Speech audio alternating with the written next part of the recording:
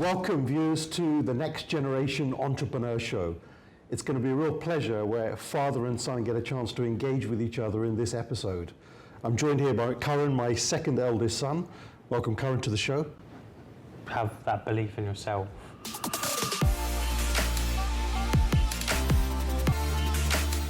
Yeah, thanks for having me. It's going to be quite interesting. When we normally communicate with each other at home and in the home office, and now doing a formal interview. Yeah. He's one of 4 kids that we have in our family, and he's the second eldest, as I mentioned. He's 21 at the moment. He has an older brother who's 22. He has a younger sister who's 18, and another younger brother who's 17. So it's quite a busy household, but as the show name suggests, it's all about next gen entrepreneurs. How are they building their businesses? How does that integrate with the family structure? And we're going to do this in 4 parts. So this is part 1 of this episode. And our first topic that we want to engage Kuran into is about passion and talents. So Kuran, tell us, you definitely didn't get into the fashion business years ago. When you started, you had a passion for football. Yeah. So tell us about how that started. So my passion's always been football from a young age, from about 5-6 years old, because of my older brother Rio. He got me into football, and then over the last, I'd say, 2 years, I've always loved fashion, but the last 2 years I've loved it even more, and now started the business to do with online fashion. So just going back, because you're currently in fashion, you're doing some modeling, you're still playing football, okay, with different options for your career there. So for a next-gen member who's watching this, a teen, a young adult, who's thinking about their future, or even parents who are thinking about their children, could you have multiple talents or multiple passions running at the same time, or is it best to be passionate about one thing and stick to that area? How's that worked out for you? I think you can definitely have multiple passions, as I did, football, fashion. But I remember it's all about balance, really. Remember we always used to have that conversation about the pathway and having 2 paths. Because if you have 2 paths, your energy is going to be divided into both. And it's not going to go full force into one. And it will take you slower to get where you want to get to. So, but I believe you can have 2 passions, and if you balance them well, then you can get to where you want to go. And how do you discover that? So, you've got this passion and love for football. Yeah. And just to put that into context, you were living on your own in the UK from the age of 15 with different academies, from Bournemouth Academy, Kidderminster Harriers, to going to Scotland and living on your own, at Albion Rovers. And there were ups and downs in your definitely. Football career. So maybe you could share a few of those. What was a turning point for you in your football career, which led to becoming stronger, better, as well as maybe doubt even creeping in, when it comes to your passion? I think there's a lot of things you go through, especially living alone at such a young age. And you have to deal with just everything as it comes, especially with if you have family abroad and you can't always get in contact with them. So, you take a lot of it on yourself. But for me, football was kind of the escape from that. Like, it was always good. Just love playing. It's like you'll get away from all the stress and everything that's involved in it. And what about setbacks? So, was there any setbacks in football which then can also help you later when you become an entrepreneur? I think definitely failure. I think on the pitch you make mistakes. I think in business you're going to do that. Even I've done that so far. So yeah. So one of the things that comes up with entrepreneurship, next gen who are getting involved in a brand new venture, linking it back to football and sports, is, does being an athlete, being a sportsman, help you become a great entrepreneur? Is there a link? For me, there is. What I found out already is taking things from my football and bringing it into the business side. So it's helped me already with things like leadership, managing people with Viiscen. It's a lot of like manufacture work, making sure the details are right. I think it relates to football. On the pitch, it's all about details. You know, the passes you have to make, the movement. For me, it all relates into clothing. Just getting those little things right, which for me is massive with Viiscen and what kind of separates us from other brands. So yeah, the details, leadership, the discipline of with football, getting to training on time. Yeah. So do you feel a lot of youngsters these days are quite lazy? Yeah, I feel that even at the starting stage of Viiscen, it was I felt kind of lazy because I wasn't going out and getting it done. It was just more like keep planning. But I think there was that obstacle when you get out and finally do it. Like I remember what you said to me, which always stuck in my head, was you haven't got a business until you sell something, and that was kind of that turning point of getting out of the laziness and just getting out and doing. Yeah, and the advice now would be it's not just when one person buys something. Yeah. A real business is when there's cash flow and there's customers who are buying on a regular basis. So if someone's listening to this now, they think that they're a nextgen member working with their family, or they could become a first-gen entrepreneur and they're thinking about starting something. What advice would you give them if they have an idea in their head, but that's about it right now? Yeah. I think the advice I'd give you is just to have that belief in yourself that it is a great idea, and just go out and do that first step. Like for me, it was. So talk us through the steps, yeah. So when you. Last year it was. I was on those two pathways of, do I want to stick with football? Do I want to go with Viiscen? So I was kind of stuck on both. Now I've kind of found the balance, but because I was stuck in that state of just coasting along and not really doing anything, I think you have to just go with it and take that first step. So for me, that was getting a sample made. That was that first step of, getting that first piece of clothing, and then all just kind of moved on from there. But you have to go out and like source the manufacturer. That was the main step. I mean, it's great. But you didn't go from an idea to just getting a sample, yeah? So let's talk a bit about that. If someone's looking to get involved in a new business and look at a certain industry, whether they want to sell furniture, whether they're selling training, whether they want to get into some online business, whatever it may be, and yours is a fashion brand, luxury for the youth, you're targeting a certain market segment. And before you got to all of that stage, there's things that you did. Some people just jump into things and make loads of mistakes very early on, and it doesn't move to the next stage. It ends up costing them a lot of money, make stupid mistakes. So what were some of the things that you did from your learnings in terms of the building blocks before you even got to the stage of having a sample? Yeah. When you looked at your industry sector, what did you realize with your research?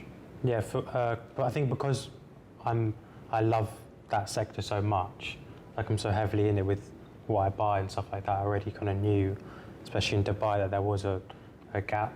There was something like that Viiscen could fit in there. And but like the smaller stuff I did was like surveys and asking around. With my sister's friends, they're all heavily involved in fashion for the youth and stuff like that. So it was a lot of market research to do with that, and making sure that there is a place for it. And then obviously the next step is getting the product. So Kuran, how do you know when you've got a business? It's a true business. Some people, there's lots of people out there have great ideas, but it never turns into a business. They never make any profit. Yep. It never generates any cash flow. They never end up building anything significant. It's just an idea. So what legwork did you do with your idea? Fashion, this is what I want to do, but there's so many areas of fashion. Yeah. What were the steps that you went through? What can you remember in terms of detail? I think just there's so many brands out there. And I think what me and Sean wanted to do was making sure we have something very unique. So we wanted to find, the kind of legwork we did was, what do people in Dubai like? And we're already kind of our target customer. So what do we like and what do we need? And we kind of put those two together. And we found that was the youth in Dubai love luxury stuff, designer and designer clothing and stuff like that. So, but we can't always afford the nice clothes. As young people, we might not have the money to do it. Especially me, you like buying things with your own money. So it was kind of luxury and affordable at the same time, and also on trend. So it's kind of those three things put together that we wanted to focus on the most. So in that band of where you're positioning yourself, what would be at a lower end if people could think of certain brands, and then what would be at a higher end, and then where are you positioned? Yeah, so I think based off of that, it was when I go shopping here, it's kind of you have your stuff in the malls like the Zara and stuff like that, and then your higher end designers, Gucci, Louis Vuitton, stuff like that. And I think Viiscen's kind of in the middle, like a middle market, where people can still get, as people know who've already bought our products, that our quality is, we focus on our quality a lot.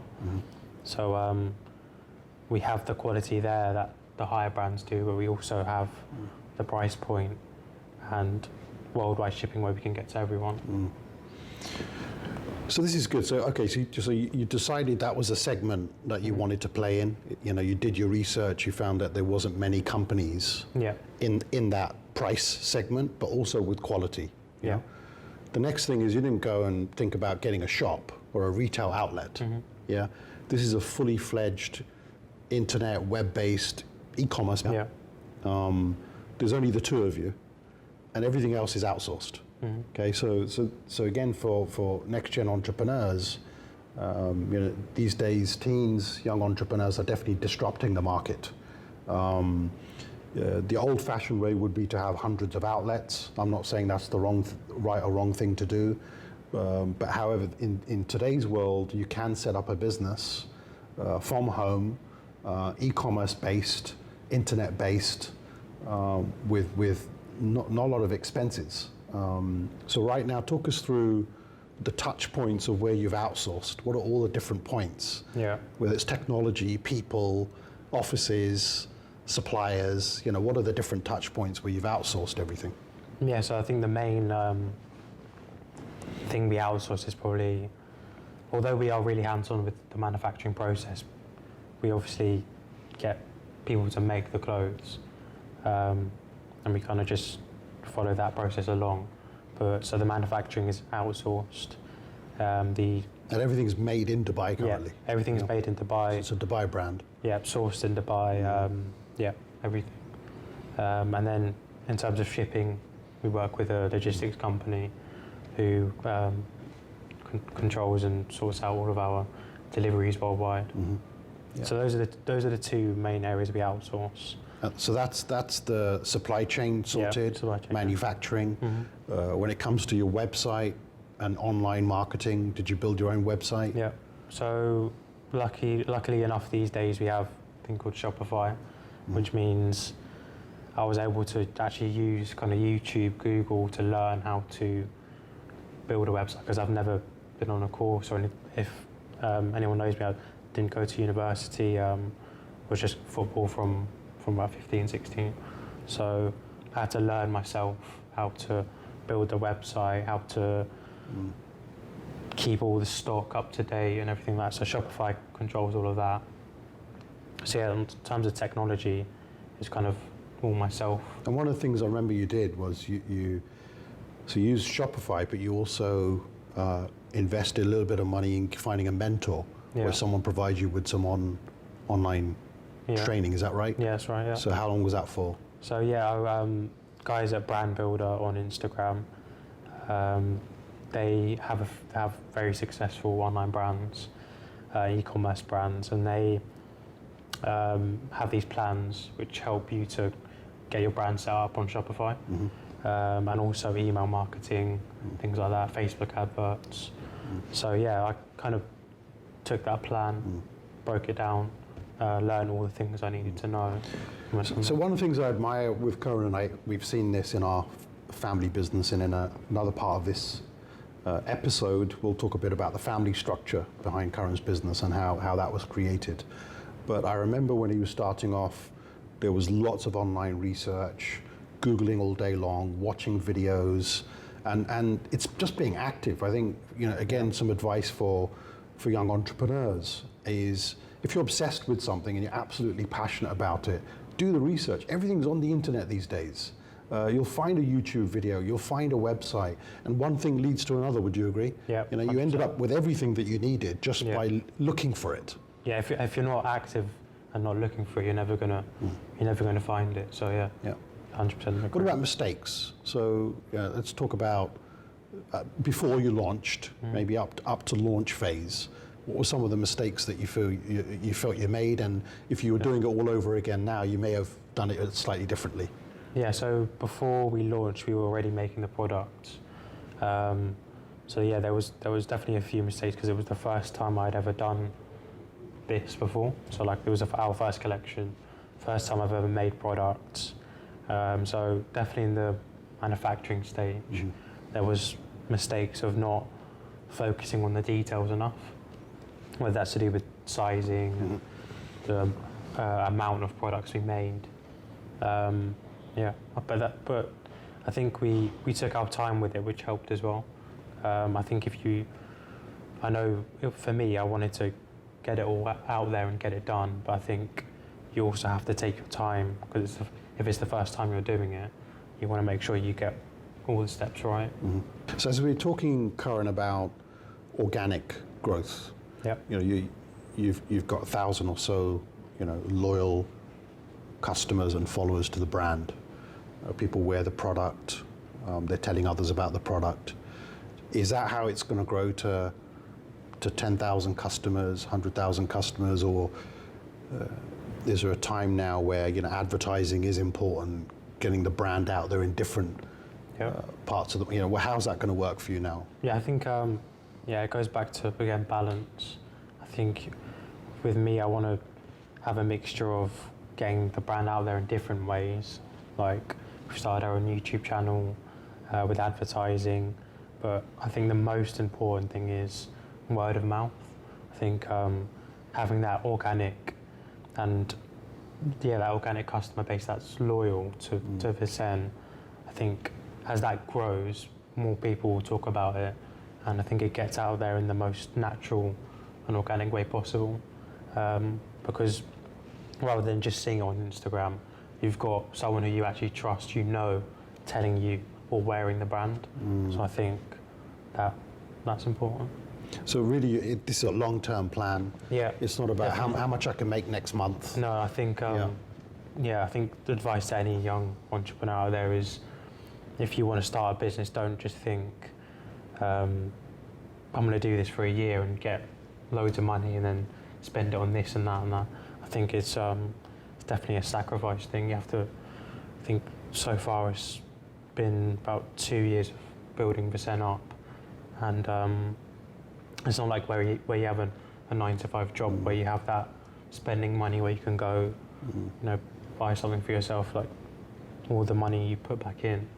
So you have to sacrifice. So let's rewind when Kuran talks about sacrifice. From you had these ideas popping in your head when you were around 18. Yeah. From 19 to 20, you spent doing your research, looking at what's out there, taking your time, whilst playing your football, whilst doing your modeling and other things. So I think an important lesson there is, if you're working on an idea, it's okay to be doing something else in parallel, while you're working on your vision, while you're working on your idea, while you're doing your research. And I saw Kuran do that. He was flat out with his football training as well, and other work, and spent a year, what I would call incubation period. It's incubating the business, it's doing the research, and as part of our family structure, for those of you already running a family business and you're owners and you're thinking about the next generation coming in, In our family business, it's very, very clear with our 4 NextGen members. Not all of them have to join Reg and my wife Suki in our family business. Not all of them have to get involved in the family business advisory space or become public speakers or publish books and create online content. We've always agreed with the children that they should find their own passion. We should look at their gifts, their talents, link it with their passion, solve a problem if we can in the market by creating a product or a service, and off they go and unleash them. But the way our structure works is we have Tau Legacy, which is our holding structure as a family. I have a company called RTS Global Partners. My wife has also set up something in the past. Kuran's now set up Viiscen. But all of these are linked to the family structure. So we made it very, very clear with Kuran and Sean and our other NextGen members that anything that they create would be owned 50% by the family group and 50% by them. So it gives them the autonomy. They're the founders, they're the CEO or directors of the business, and they're building it, but it's still linked to the family. What we found over many years working with family businesses is sometimes you lose the next gen. There's an expectation that the next gen should join the existing family business. And if they don't, they go and do their own thing and you lose them. That's not the structure that we have. For us, there's still a connection, and at the same time, in the future, Kuran may want to join my business board and be aware of what's going on in my business. So God forbid, when I'm not here, the members of the family should know exactly what that business is about. They know the financials, they know the vision, they know the strategy, they know the people who are running that business day to day as professionals. And that's how we support each other. So we started off with, $5,000 investment for Viiscen. Yeah. In our structure, we make it clear that the first chunk of money, $5,000, is purely to do your research, incubate it, and then the next phase is up to $25,000. Kept on account, and that's a loan. So right now, Kuran has a loan from the family.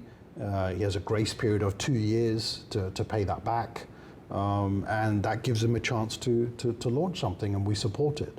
So, I want to leave you with some of those thoughts, which is how could you take similar structures, not that ours is the best, there's different ways of doing this, but how could you link it with the next gen? How can you help them incubate? How can you help them launch something that they're passionate about, not necessarily what you're passionate about as parents or uncles or first generation members?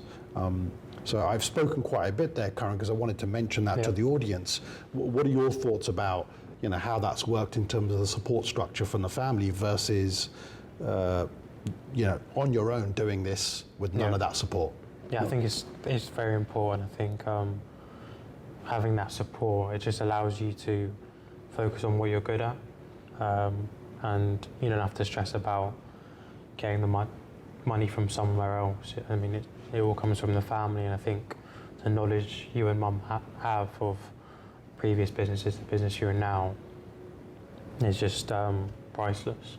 So the knowledge you give us, giving us that bit of investment to get going is great. Yeah, and around that, so you've got the freedom to do what you do. Mm-hmm. We've allocated your mum, to be the second director, almost like an advisor to support you. So how frequently would you say you're discussing your decisions, your ideas, or what you're going to do with your mother? Yeah, I think on a daily basis. So daily you're speaking to her and having that communication. Yeah. And does she ever tell you what to do, or is it more from an advice point of view, or how does it work? Yeah, I think on the creative side, I'm like, okay, so my mum knows, I think in that area she trusts me because like Viiscen is my idea, my creation, so she trusts that. I think on the business side, getting her advice on like contracts and stuff like that, dealing with manufacturers the right way to go about stuff is that's helped loads, because obviously I didn't have that knowledge previously. So again, learning's there from having worked with many family businesses myself and next generation entrepreneurs.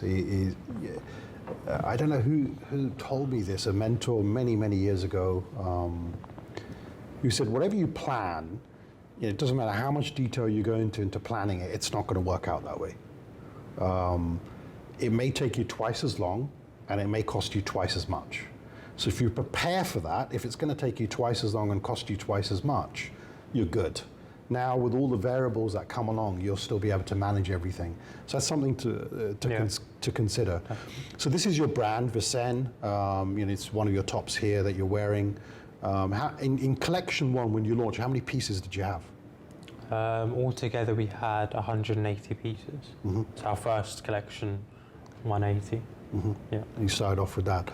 And this was mainly for men, for the youth boys, typically in their, 20s, early 30s? Yeah, probably from age 15 to, nowadays you've got 30-year-olds who love streetwear and stuff, so 15 to about 30, 35. Mm.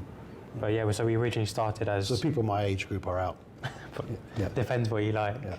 But we launched as a menswear brand. Mm. But I remember during the sampling stage, as we put out designs, we had a lot of attention from girls asking, can I also wear this? Is it unisex? Stuff like that. So we made the fit to oversized, so girls could also wear the products as well. When you say oversized, so we don't misinterpret that. Yeah. So oversized is a fit, which is like a baggy fit. Okay. So you can wear it with jeans and trainers, sneakers. So again, a learning there is you're focusing on a certain customer segment, the youth male, and suddenly you discover that females are interested in the brand. So customers starting to change as well. Yeah, definitely. So youth male being me, because I put out this brand is what I want as well. So like affordable luxury.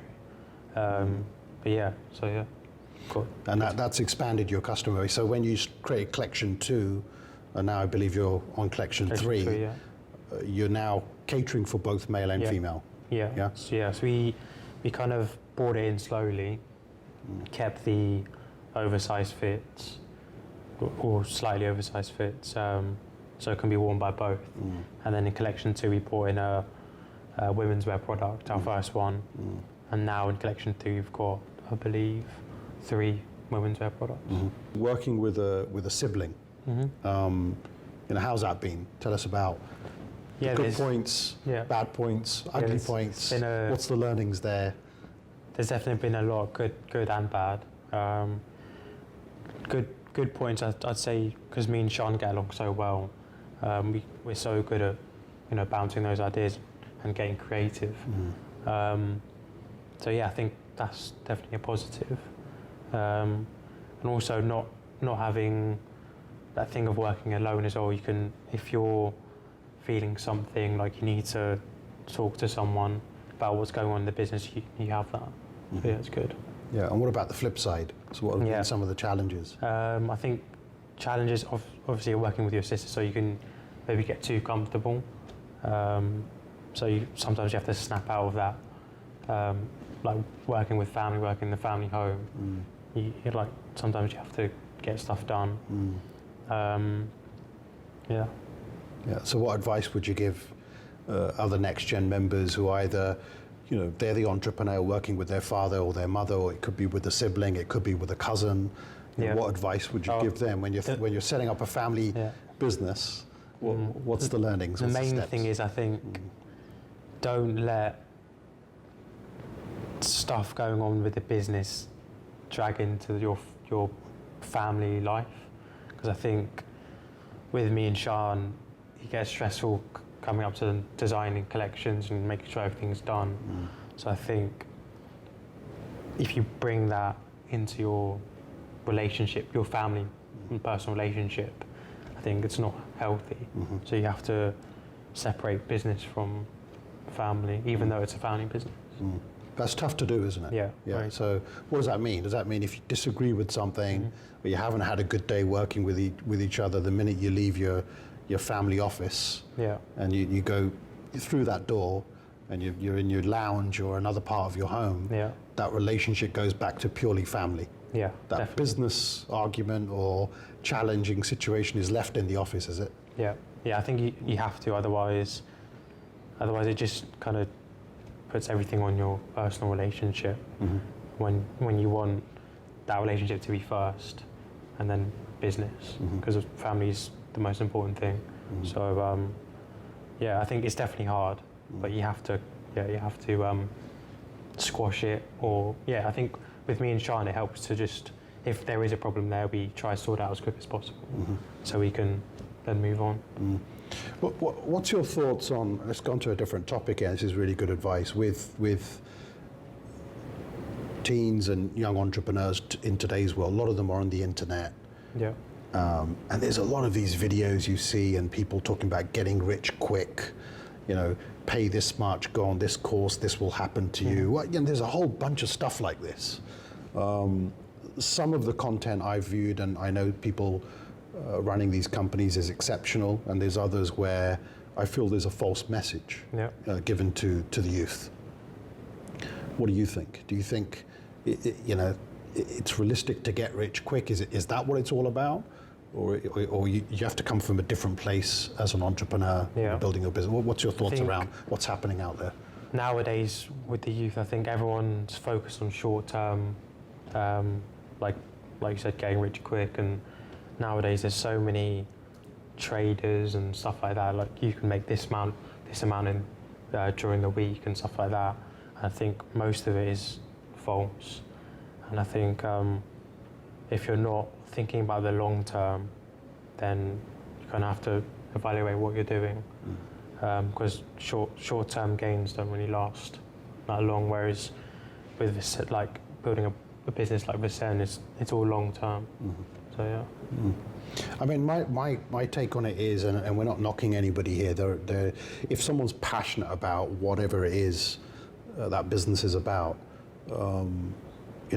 any business requires hard work, blood, sweat, tears. There's going to be ups and downs.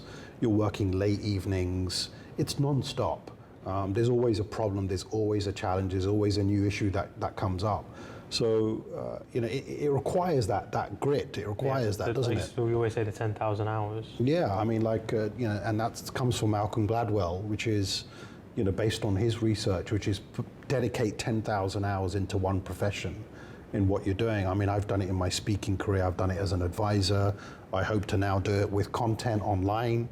You're not far off doing that with your football. Eventually you'll get there now with your fashion business. Yeah. You'll get there with your modeling. And now when you put that all together, that hard work is going to pay off in many ways. Back to football, fashion, modeling. Okay. Yeah. 3 things going on in your life right now. And I know you even spent a bit of time doing some courses to learn about cryptocurrency a few years ago. So it's interesting you're learning in all these areas. If Viiscen had 1 million customers tomorrow morning around the world, but someone else came along and offered you a professional football contract, what would you do? I would stay with Viiscen, what I'm doing right now. I think with football, a goal of mine was to always start my own business after my career ended. So kind of that lightning bolt moment was when I just came to that conclusion that I did want to have a business after I finished football.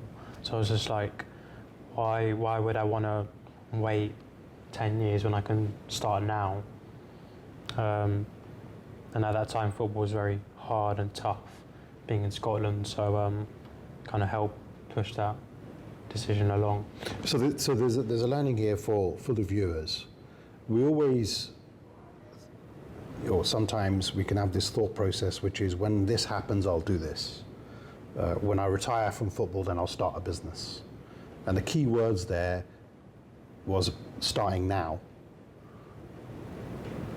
What are you putting off right now where you're thinking, if once this happens, then I'll do this? Once I graduate from university, then I can get a job and learn something, and then I'm going to start my business. sometimes we delay things. And I'm a firm believer, especially looking at what Karan's done from sort of the age of 19 onwards on the business side. Why can't you make it in your 20s? Why do you have to wait until you're in your 30s or 40s or 50s or even later on in life?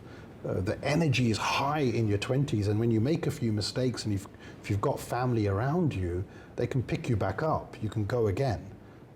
You may fall again, you can go again. And sometimes that becomes a little bit more difficult for some people later on in life, especially if you start a family, you've got kids, you've got responsibilities, and you could lose some of that. So the key message there is start. Yep. Now. Yep. Yeah. If you've got an idea, get cracking. Do your research. Google everything you can. Watch as many videos as you can. Ask for help. Yeah, is that fair? Yeah. I mean, right now you're pretty much self-taught. Yeah. You know how to do websites. You know how to do editing. You know how to take pictures. You do modeling of your own clothing. You create all of your own designs. You manage the manufacturing process. You manage the supply chain process. Packaging of your products. Marketing. Everything. Yeah, everything. Yeah. Yeah. And then you've got support around you for finance and other areas. So do you feel when it comes to the educational system of this norm that everyone goes through, there's some people believe that it's all about education. Go through school, college, university, do your masters, get a good job and you're going to be successful, versus, and in your case, it's not that you didn't want to go to university, it's because you had a football career and you did your football diploma and that was the path. But I've seen you in the last 3-4 years do pretty much the equivalent of what people do in university, but you've done it yourself. So what's the message there is, because your eldest brother, he's at university, he's got a football scholarship, soccer scholarship in America. He's also pursuing his passion of being an athlete, but he's also studying business. How do you think your paths are going where, and you meet him every 6 months when he flies back, of what he's learning in university, and then he'll come out the other end and he's looking to join the family business next year, versus you didn't go to university and you've had to learn it yourself. What's your thoughts on I think these paths? There's definitely no right or wrong. I think everyone's different. Like Rian, my older brother, and Kiri, my younger brother, they both want to go to uni. Rio is in uni. I think me and Sean are different. We want to, we're in the business side straight away. So I don't think there's a right or wrong. It's just everyone's different and everyone works in different ways, which is what I believe. I don't think uni was ever for me, so I wouldn't have it any other way. I love being self-taught and teaching myself new things. But yeah. Good. Yeah. So talking a little bit about the family side of business, maybe you could tell the viewers a little bit about family values. We have something called a family constitution in place with our family, a family charter, which is always evolving and being updated as the kids become older and at some stage get married as well. So how do you feel that fits into being an entrepreneur? For people who could be listening to this going, oh, what's a family constitution? What's a family charter? What's family values charter? Could you tell them a bit about that and the benefits of it? The benefits of it is definitely the values. I think everything is built on the values. I think once the values are decided, then everything else is worked out. So yeah, once everyone in the family is happy with each other's values and we're all set on the same values as a family, I think that's the strongest thing, and you can take those values into business as well, and it trickles down, like I said, with having the values I do with organic customers and stuff like that. So yeah. So with those values, they're almost like guiding principles, but they can also become a rule book as a family of the things we want to do, don't want to do. What's our code of conduct when it comes to doing business, when it comes to our ethics, our integrity in business. what types of businesses we are prepared to go into, what type of businesses we are not prepared to go into that may contradict our values. Yeah. And overall, it's quite broad. But one of the things we definitely agree on is when it comes to balance and harmony and nature and the world, we want to do things that definitely add value to people and the world. We don't want to take from the world. We don't want to sabotage the world. We don't want to cause harm to anyone. Yeah. I think that's important. Yeah. So this is where some of the now, how do you think values also come into your future partner? Because as a next-gen entrepreneur, we talk about next-gen entrepreneur, family business environment. At some stage, you'll become a family unit. So how do you think the values and the Constitution links to that? Of what shows up on the radar, what shows up in your mind? Yeah, I think we've spoken about it so many times as family, but with the values we have, you naturally attract someone with similar values. So yeah, I think with having our value set, we now know what we want to look for in our future partner or spouse. So yeah, I think it's good. Yeah. So let's conclude with just brief tips, really quickly. Let's keep them to maybe one-liners. Quick tips for next-gen members who are watching this, looking to become entrepreneurs themselves. Business plan. Yeah. Yeah. What's your thoughts on that? One line, quick tip. On a business plan. Yeah. Having one, not having one, doing it, not doing it. Not the most important thing, I think. Having a basic idea and plan, but then just go out and do it. Yeah. Sales. Very important. I think focus on what your brand offers them. What your brand offers and the value it gives, and sales will come. I think don't get so caught up on sales. Focus on your brand, what you want your brand or your business to be, and as long as you have the belief and hard work, the sales will come. Marketing. Have an idea on what your brand image is, and then go based off of that. Don't follow the crowd. So everything's about the brand for you, yeah? Yeah, you're very brand focused. For me, it's about the brand, but yeah, you could say the same in business. Business image. Pricing. Yeah, I think give your customer the most value you can. Make sure the pricing is tailored to them. Admin and operations, managing the day-to-day admin operations of a business. Very, very important. For me, I'm always note-taking. So that helps me stay on top of everything every morning, just jot down all the things that need to get done or things you have to remember. Motivating yourself, motivation. For me, from football, I'm very motivated anyway. But I think if you're not feeling motivated, look back on the things that made you start your journey in the first place. Good. Yeah. Finance, cash flow, managing the money. Yeah, probably one of the most important things, keeps your business alive. Money management is very important. I think you need to spend time on it and stay on top of the money flowing about. Yeah. So, in conclusion, as Kuran Athwal, below you get more details on his brand and Viiscen, where to find it on Instagram, follow it on YouTube. Well, I really appreciate you watching, and see you next time on the Next Gen Entrepreneur Show. Thanks for watching, and thank you, Kuran-san. Thanks, Dad.